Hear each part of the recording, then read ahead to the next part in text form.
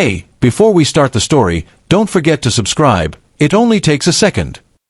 I never thought marriage could feel so lonely while still sharing the same roof. At first, everything between us felt like a partnership.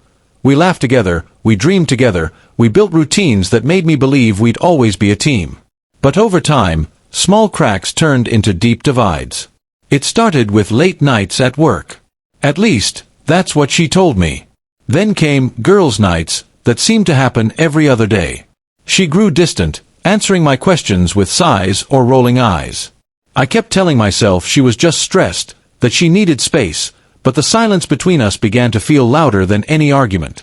One evening, she came home hours later than usual. Her makeup was smudged, her perfume was fresh, and she carried herself like she didn't owe anyone an explanation. I asked softly, "Where were you?"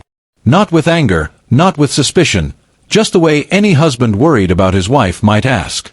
She dropped her purse on the table, looked straight at me, and said, "Where I go is none of your business." Those words cut deeper than anything she had ever said to me before. None of my business. After years of love, sacrifice, building a life together, suddenly I was just irrelevant. I wasn't her partner in her eyes anymore. I was just someone she lived with, someone she dismissed with a sentence. I didn't argue. I didn't raise my voice. But inside, something shifted. I realized she no longer saw me as her husband. She saw me as an obstacle. And if that's how she saw me, then I needed to protect what dignity I had left. That night, while she slept soundly, I sat in the living room staring at our wedding photo. Two smiling faces, full of hope, full of promises that had been broken. I thought about the nights I cooked for her, the times I covered bills when she was short, the vacations I planned just to see her smile. All of it, now reduced to none of your business. The next morning, she left without saying goodbye. As the door closed, I made my decision. I called a locksmith. By noon, the locks on our house had been changed. I packed up the essentials that were truly mine, documents, clothes, family heirlooms, and left the rest. When she came home that evening, she found the key no longer worked. She banged on the door, shouting my name, demanding I open it. I didn't. I watched from the window as she rattled the handle, her voice rising, her face twisting with disbelief. She screamed that I had no right, that I was overreacting. But I stayed calm. Finally, when she called my phone over and over, I answered. My voice was steady. You said where you go is none of my business. And now, where I live is none of yours.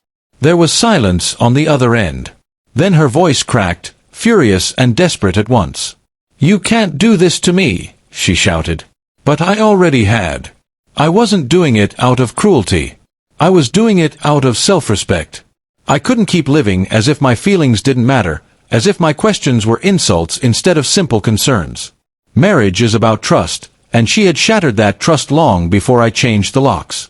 In the days that followed, the calls kept coming, from her family, even from mutual friends who said I was being too harsh. But none of them were there that night when she dismissed me like a stranger. None of them knew the weight of those words. Eventually, the noise quieted down. Papers were served. We began the process of separating our lives legally, something that should have been heartbreaking but instead felt like relief.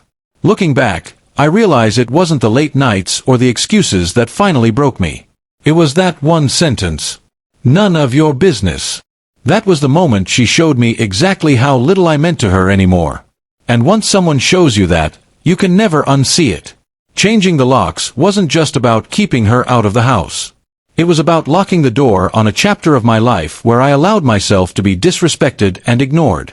It was about choosing dignity over desperation. And though it hurt, though it still stings sometimes to remember the good years we once had, I know I made the right choice. Because in the end, love without respect isn't love at all.